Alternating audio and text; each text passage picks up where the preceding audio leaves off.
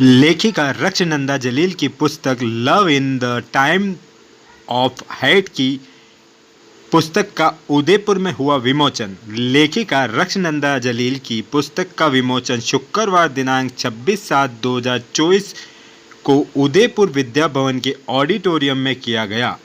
प्रेम अथवा अनुराग की भावना के बारे में है, अपने देश के प्रति प्रेम और उन सभी पहलुओं के प्रति लगाव जो इसे ऐसा बनाती हैं जिस पर कि हम सभी गर्व कर सकें। यह किताब वर्तमान के लिए काफ़ी प्रासंगिक है, इसलिए भी ज़रूरी है कि हम विचार कर सकें कि सेक्युलरिज्म सिर्फ संविधान में लिखा एक शब्द मात्र नहीं है, बल्कि हमारे लिए जीवन जीने का तरीका भी रहा है।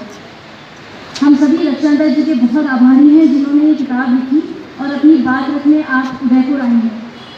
मैं चर्चा को आयोजित करने के लिए मंच पर आमंत्रित करती हूँ प्रियंका सरकार को, जिस कॉन्वर्सेशन को मॉडरेट करेंगे। जोरदार तालियों से इनका स्वागत कीजिए। प्रियंका सरकार एक संपादक है, अनुवादक है और लेखिका है। आपने मृणाल पांडे की सहेला रे, शिवानी की भैरवी और चित्रा मुद्दर की गिरगडू का अनुवाद किया है। सरकार के अनुवाद स्क्रॉलिंग और ऑडिबल पर भी प्रकाशित हुए हैं। आपके द्वारा लिखी गई एक लघु कथा साहित्य अकादमी की इंडियन लिटरेचर में प्रकाशित हुई है। संपादक के रूप में आपने ऑक्सफोर्ड यूनिवर्सिटी प्रेस और रैंडम हाउस इंडिया के साथ काम किया है। आप बैंगलोर बेस्ड राइटर्स रेजिडेंसी संगम हाउस से जुड़ी हुई हैं और द बॉम्बे लिटरेरी मैगजीन की ट्रांसलेशंस एडिटर भी हैं।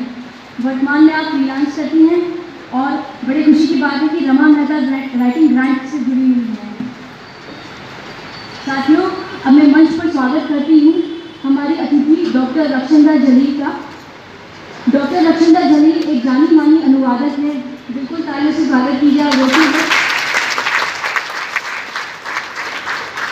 एक जानी मानी अनुवादक हैं, लेखिका हैं और साहित्यिक इतिहासकार हैं। आपने 30 से अधिक पुस्तकें प्रकाशित की हैं और 50 से अधिक शैक्षणिक पत्र और निबंध लिखे हैं।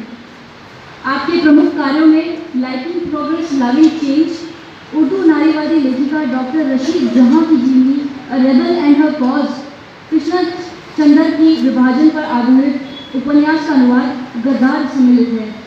आपने इंतजार हुसैन की लघु कहानियों का संग्रह द डेथ ऑफ शहरजाद का अनुवाद किया, जिसे क्रॉसवर्ड पुरस्कार के लिए नामांकित किया गया था। साथ ही आपने इंतजार हुसैन के महत्वपूर्ण उपन्यास आगे समंदर है का द सी लाइज अहेड के रूप में अनुवाद किया, जिसे 2016 में German embassy Karachi literature Pakistan peace prize के लिए चुना गया और 2017 में न्यूज़ इंडिया ट्रांसलेशन अवार्ड के लिए रनर अप और जूरी की सराहना प्राप्त की।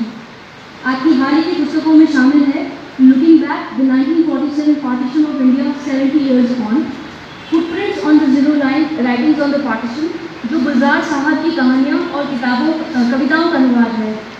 And uncivil women writings on Ismat Chughtai, Urdu कवि शहरियार की एक आलोचनात्मक जीवनी Shahryar, a life in poetry, Kaifi Azmi की कविताओं का अनुवाद Kaifi but we don't look like a Muslim शीर्षक से पहचान, संस्कृति, राजनीति और साहित्य पर निबंधों का संग्रह और हाल ही में गांधी नरमा और सबसे हाल ही में love in the time of hate in the mirror of Urdu शामिल है।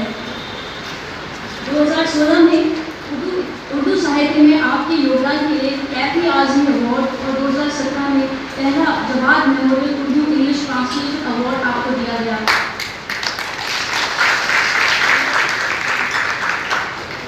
आप भारत इंस्टीट्यूट पेन की ट्रस्टी हैं, सेवा मंदिर के बोर्ड की भी सम्मानित ट्रस्टी रही हैं और सर्वोदय इंटरनेशनल ट्रस्ट की चेयरपर्सन भी हैं।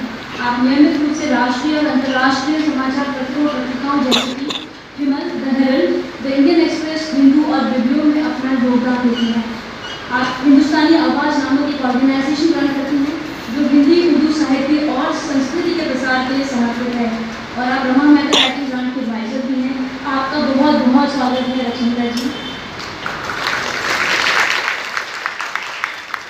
अपने कॉन्वर्सेशन को आगे बढ़ाने के लिए आपसे निवेदन करती हूँ। शुक्रिया वर्षा। रक्षनंदा जी, आपका उदयपुर में स्वागत है और हम इस चीज़ के लिए भी आपको शुक्रिया करना चाहते हैं कि आपने इस किताब को लिखा है जो हमें याद दिलाती है कि मेरे सुर मेरा तुम्हारा हमारे देश की एक परंपरा बस कुछ ही दशकों पहले तक रही है। और मेरा आपसे जो पहला सवाल है वो भी उसी को लेकर है कि वहाँ से उस पड़ाव से हम यहाँ पर कैसे पहुँचे हैं। अब अपनी किताब में नॉर्मलाइजेशन ऑफ हेट एंड राजनिज्म के बारे में बात करती हैं, तो उसके बारे में थोड़ा हम सबको बता सकें तो बहुत अच्छा रहेगा।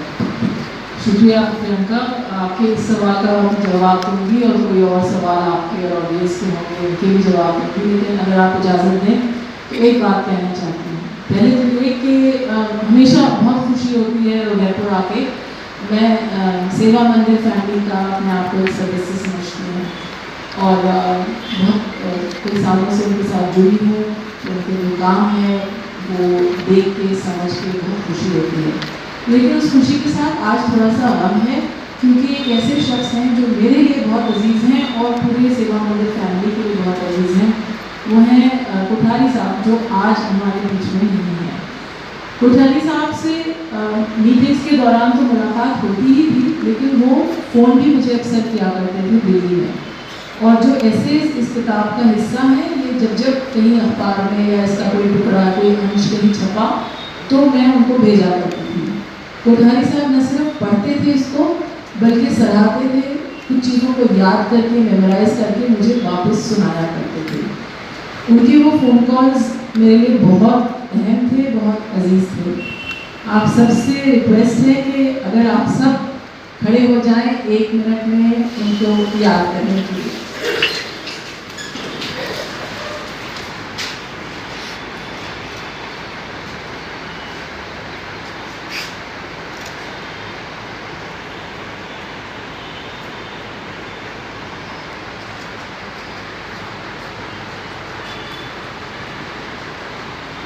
शुक्रिया। तो भाई साहब जहाँ भी हैं उनको मेरा सलाम। प्रियंका, आपका सवाल था नॉर्मलाइजेशन ऑफ हेट की। इस किताब में ये जो लव का मैं जिक्र कर रही हूँ, ये इश्क मोहब्बत वाला लव नहीं है, उसका भी जिक्र है, लेकिन लव से मुराद है love for the country, love for the people of this country, love for everything that makes us who we are, very distinct set of people. और तकलीफ होती है जब दिखता है कि एक मैं 60 साल की हो गई हूँ, ऑफिशियली 60 आ गई हूँ, तो मेरे पास एक एडवांटेज है जो हम लोगों के बच्चे लोग यहाँ बैठे हैं शायद उनके पास ना हो। मैंने इस मुल्क को बदलते हुए देखा है। मुझे जो मेरी पैदाइश हुई 63 में,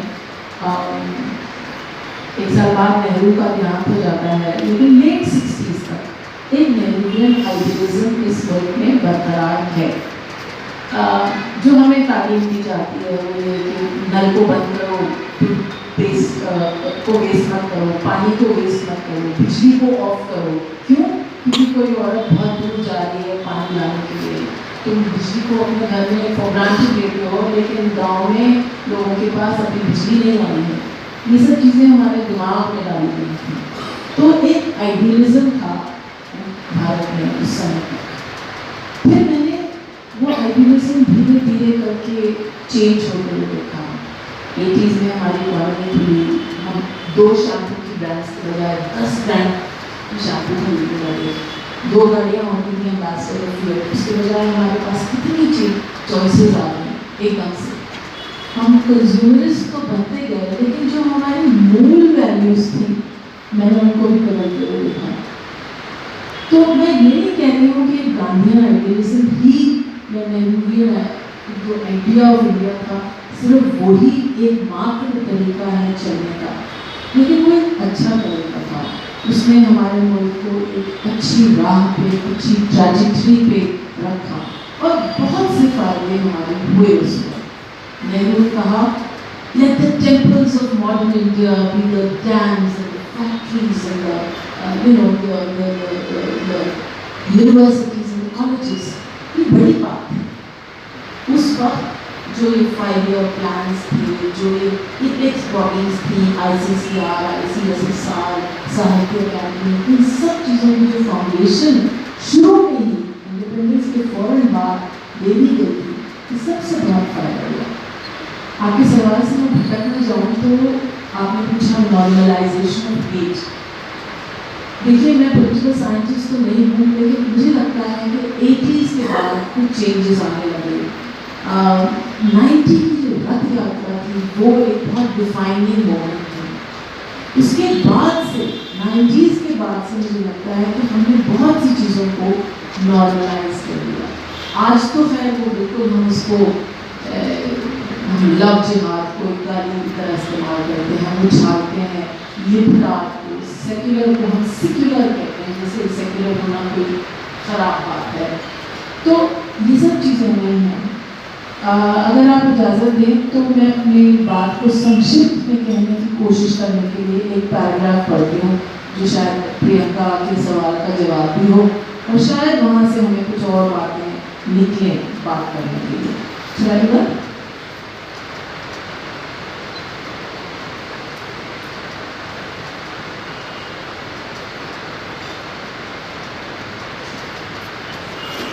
Creeping normality, also called gradualism or landscape amnesia, is a process by which a major change comes to be accepted as normal or even acceptable.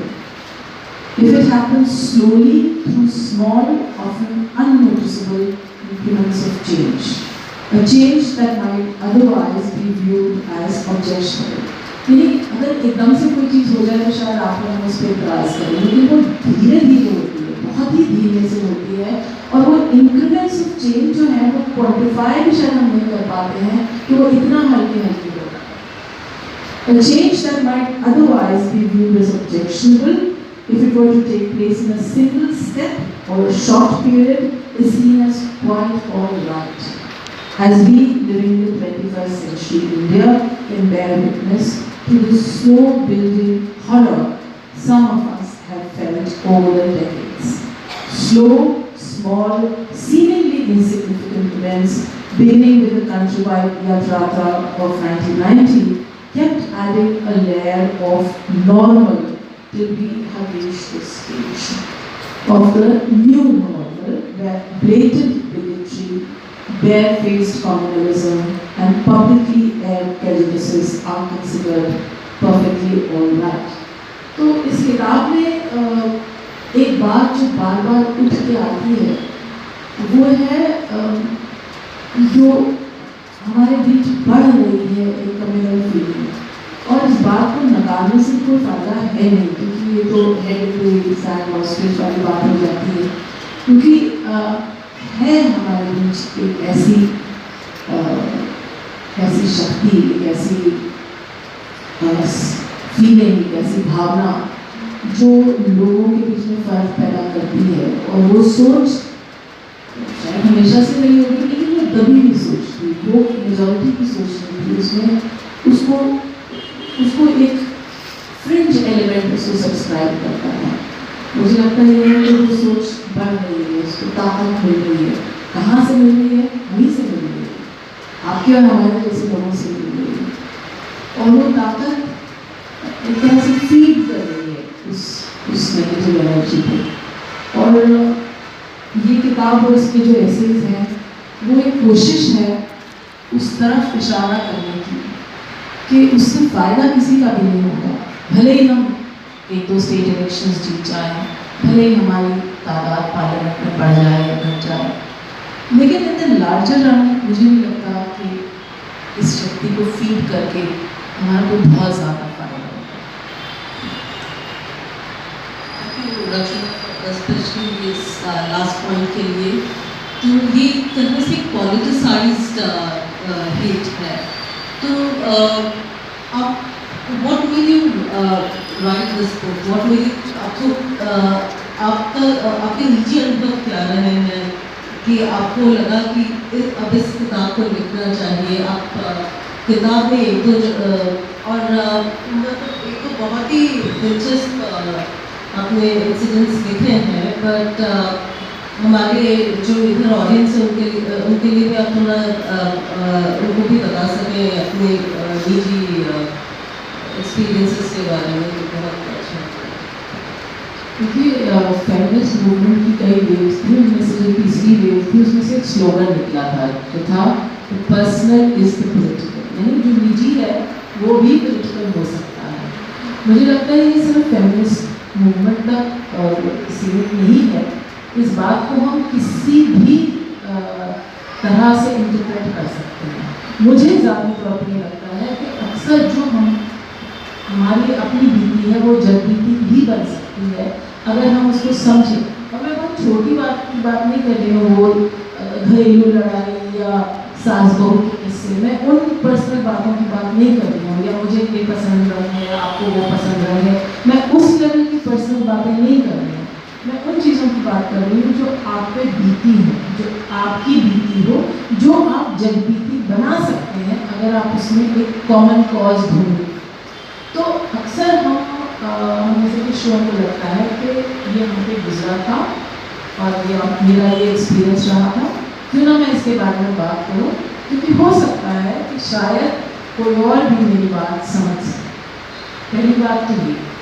दूसरी बात ये कि आज के जिस दौर में हम रहते हैं तो ये कहना बहुत मुश्किल है let's not make this political. Everything is political.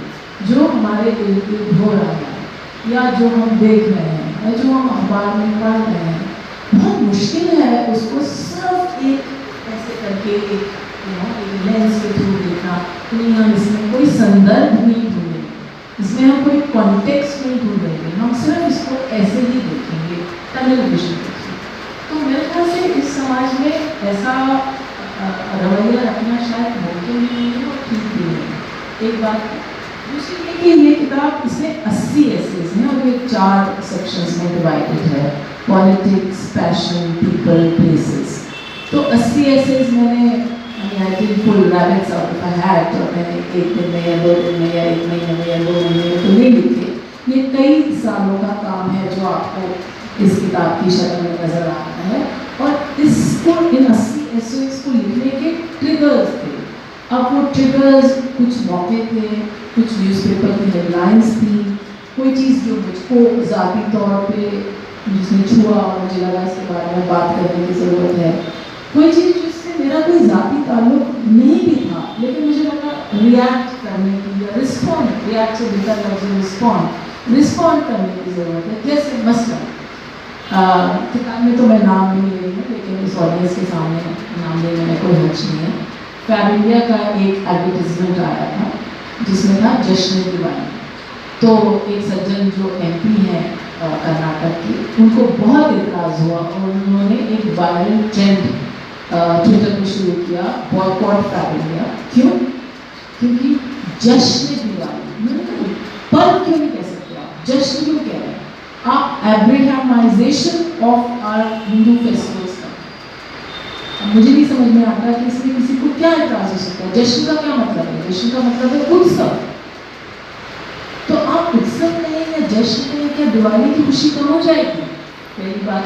दूसरी बात, उन सज्जन को इस बात पर शदीद एतराज़ था कि आपने हरे कपड़े पहने हुए लोग क्यों दिखाए हैं, ये दिवाली है, ईद नहीं।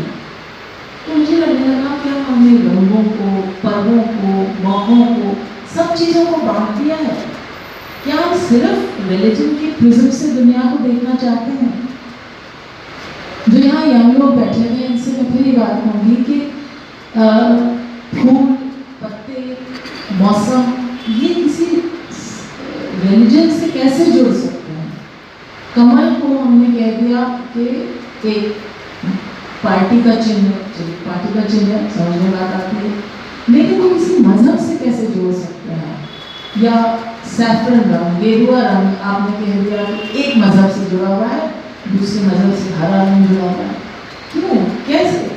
ना पहनना नहीं चाहता। हाँ, इस वजह से।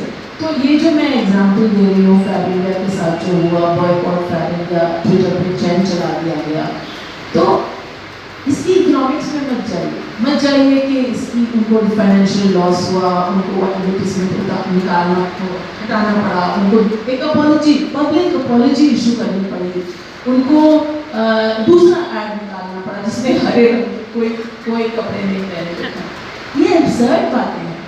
इसको अगर हम सोचें इसके बारे में, इनमें कोई तर्क नहीं है, कोई लॉजिक नहीं है।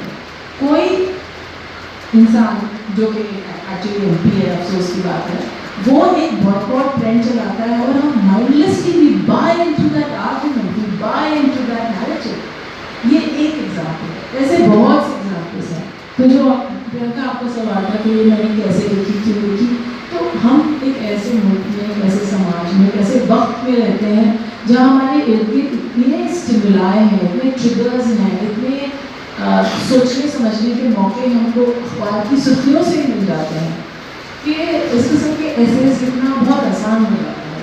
और ऐसे ही मुझे लिखना अच्छा लगता है क्योंकि नॉवल में एक फैलाव होता है, नॉवल में एक लेजर चाहिए आपको अपनी बात कहने का।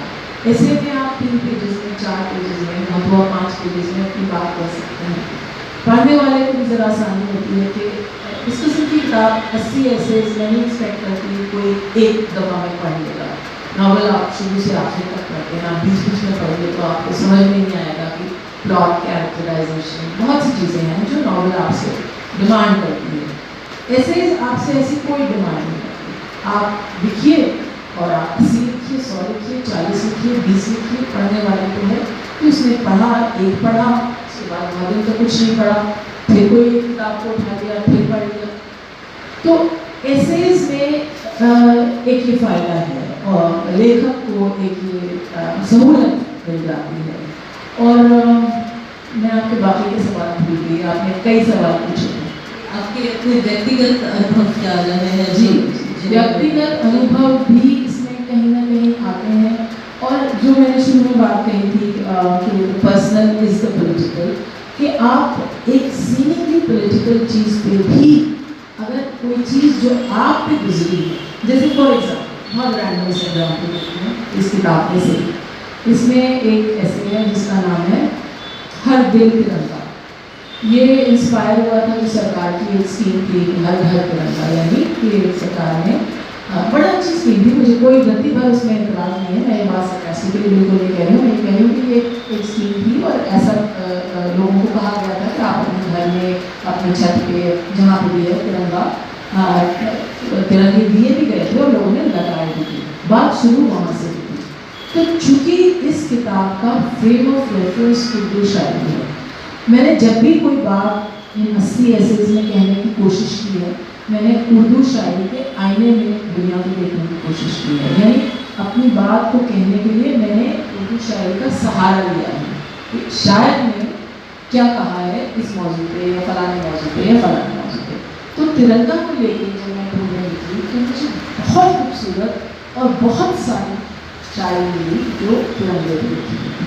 तो वो उसका एक निचोड़ समझ लीजिए। ये किताब आप कह सकते हैं एक तरह से गागर में सागर भरने की कोशिश है कि उर्दू शायरी में इतनी चीज़ें हैं और इतने मौज़ूआत पे, इतने टॉपिक्स पे हैं कि मैं शायद ऐसी किताबें और भी लिख सकती हूँ आने वाले सालों में, क्योंकि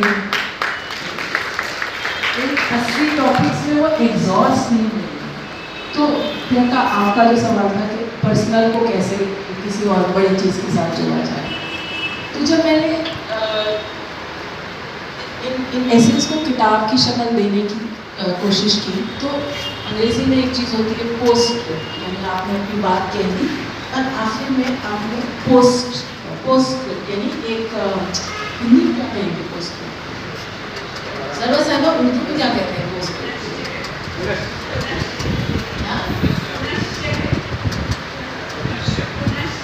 चलिए आप समझ गए। तो पोस्टस्क्रिप्ट आपको इजाज़त देता है कि जो बात आप पूरी ऐसे में शायद खुल के ना कह पाए या उतनी सटीक तरीके से ना कह पाए, तो पोस्टस्क्रिप्ट आपको वो इजाज़त देता है कि आपने एक पैरा में, 2 पैरा में, 2 लाइनों में, 5 लाइनों में आखिर में कहना है। तो ये जो रम्स, चलिए रम्स, तो जब मैंने जो उर्दू के शायरों ने तिरंगे पे लिखा, जब उसकी छोटी छोटी टुकड़ियाँ मैंने लिखी, तो आखिर में पोस्टस्क्रिप्ट के ज़रिए मैंने अपनी बात कहने की कोशिश की और वो ये था कि मेरा अपना एक गूज़बम्प मोमेंट तिरंगा के साथ कब था और कैसे था। तो 11 या 12 में जब मैं हज करने गई तो कैंप्स होते हैं, हाजियों के लिए कैंप्स होते हैं। तो मिना में जहाँ हज के कुछ अरकान किए जाते हैं, तो जहाँ हाजियों के टेंट्स होते हैं, जब मैंने उन टेंट्स पे हिंदुस्तान का तिरंगा लहराते हुए देखा तो यकीन मानिए इस वक्त भी जब मैं उसका जिक्र कर रही हूँ तो मेरा गला भर जा रहा है।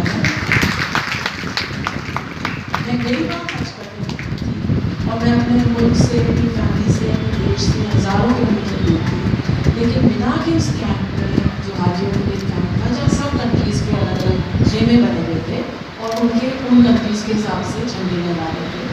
In that huge tented city, when I saw the Indian tricolor flying high, my heart slipped. So, वो स्क्रिप्ट आपको ये इजाज़त देती है कि जो आप अपनी बात कहना चाहते हैं, जो आपके पास वो लफ्ज़ नहीं है जो शायर के पास है। और पोस्ट स्क्रिप्ट में मैं ये भी कहती हूँ कि I am not a poet, I am just a prose writer, I am just somebody who can draw on what other people have written. मेरा काम एक सूत्रधार का है।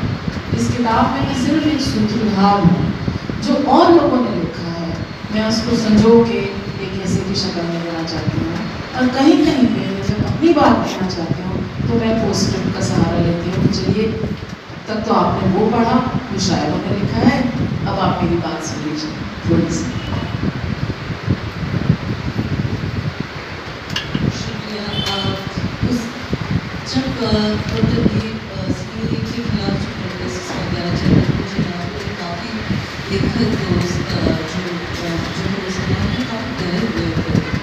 और हम लोगों को भी उन लोगों को शुरू में बात समझ में नहीं आ रही थी, क्योंकि कई लोग उनमें से काफ़ी प्रिविलेज से थे। सो तो मतलब आपका क्या अनुभव रहा है? कभी आपको वो डर महसूस हुआ है, या आप कुछ कहना चाहेंगे इस बारे में? बिल्कुल डर महसूस हुआ है। अच्छा, अगर मैं अंग्रेज़ी का कुछ एक पैरा वगैरह पढ़ूँ तो कोई इतराज़ है या सबको समझ में आएगा? ठीक है बच्चा लोग, ठीक है, पढ़ लो किताब में से पैराग्राफ, क्योंकि वो प्रियंका का सवाल का जवाब आसान तरीके से उसके ज़रिए में दे सकती हूँ।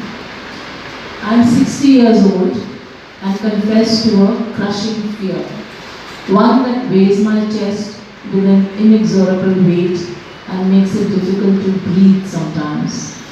Yes, with all my privileges of education, of class, of having friends in high places, I feel scared.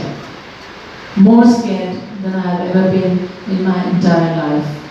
I must also confess to an almost persistent depression, like a low-grade fever over the past many months, that doesn't quite halt the daily rhythm of life. It just slows you down by its continuous, relentless presence in your life, making you feel sad and somehow empty. तो depression तो देखिए होता है और डर भी लगता है मुसलमान नाम होने से। मैंने इस किताब से पहले एक और किताब लिखी थी जिसका टाइटल था but you don't look like मुस्लिम।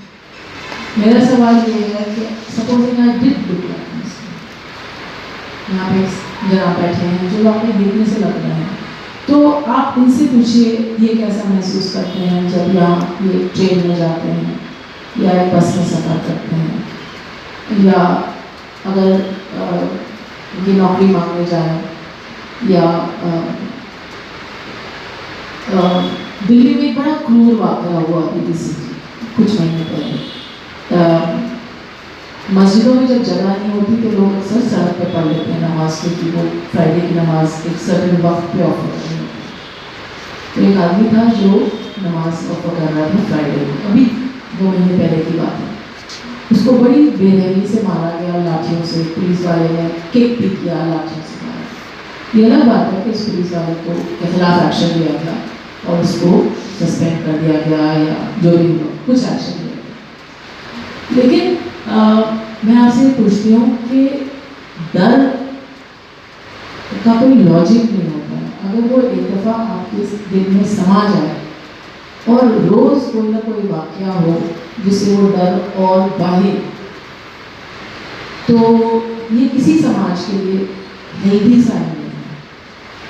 कोई भी समाज इससे, कितनी भी आप विकास की बात कर लें, कितनी भी आप तरक्की की बात कर लें, कितनी भी आप बात कर लें कि हम इस बड़ी संस्था का हिस्सा है या हम G10 और G पता नहीं क्या क्या का हिस्सा है, उसकी कोई मायने नहीं होती अगर आपकी एक बहुत बड़ी अल्पसंख्यक कम्युनिटी डर महसूस करती है या इनसिक्योर महसूस करती है। और वो काल्पनिक डर नहीं है। अगर वो काल्पनिक डर होता तो आप हमें कह देते डोंट ओवर या ऐसा कुछ नहीं है।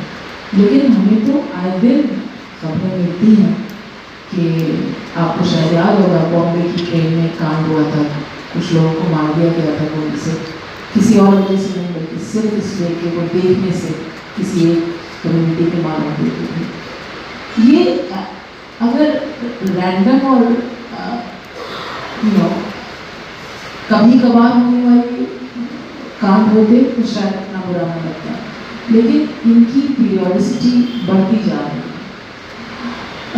कोविड ने हमें एक मौका दिया था जो हमें क्लीन स्लेट से शुरू करी जिंदगी और बहुत सी चीज़ों को समझने का हमें मौका दिया था, लेकिन हमने वो मौका भी एक तरह से गंवा दिया, क्योंकि कोविड में भी जब इतनी बड़ी महामारी हमारे सर पे थी तो कोविड में भी बजाय इसके हम सब मिलके उस महामारी को पार में करने की कोशिश करें, उस वक्त भी हमने कोरोना जिहाद जैसी बातों का मुद्दा उठाया।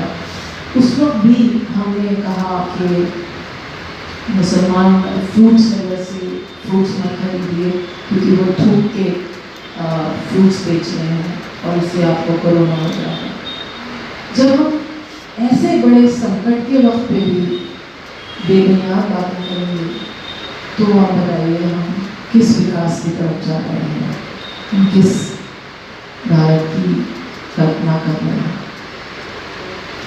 आपने अभी कोविड की बात करी तो किताब से थोड़ा तो आपका जो आपने एक चैप्टर लिखा है कोविड पे, तो उसमें से थोड़ा एक एक्सर्प्ट अगर कर सकते हैं तो हिंदी में पढ़ पाएंगे, अंग्रेजी में मतलब अभी उर्दू सर कुछ कविताएं सुनाई जाए आप लोगों को। जो जिस चैप्टर का ये जिक्र कर रही हैं वो आइडिया ऑफ होम पे है, क्योंकि आप लोगों को याद होगा कि एक बड़ा माइग्रेशन हुआ था माइग्रेंट वर्कर्स का, जरूर राजस्थान में भी हुआ होगा। दिल्ली में हमने देखा कि काफ़ी लोगों के जा रहे थे, सर पे सामान बांधे बच्चों को हाथ पकड़े हुए, कई के पास जूते चप्पल नहीं थे तो उन्होंने बिस्लेरी की बोतलें पैरों में बांध दी थी। और हमारी टीवी स्क्रीन में इमेजेस ये दिखाई थी, एक कतार है। और ये गर्मी का वक्त था, कोरोना के समय गर्मी की शदीद गर्मी के महीनों में ये हो रहा था।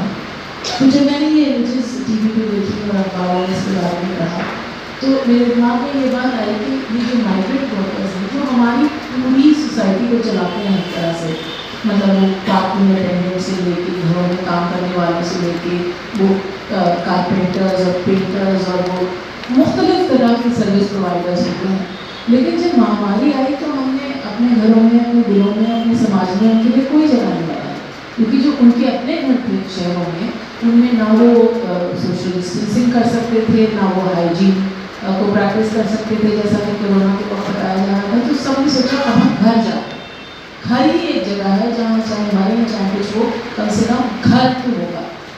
उससे मुझे लगने लगा कि घर का तस्वुर आखिर क्या है, what is this idea of a home. घर के सिर्फ चार दीवारी और छत हो या घर कुछ और है। और दूसरी बात ये कि शहर क्यों इतने क्रूएल बन जाते हैं लोगों के लिए कि जो लोग रोजी रोटी शहर से कमाते हैं, जब बुरा वक्त आता है तो वो घर कहीं और होता है, वो शहर फिर घर नहीं होता है। अब देखिए अगर वो मुझे मिल जाए तो मैं पढ़ के सुनाती हूँ, मुझे 1 मिनट का वक्त दीजिएगा।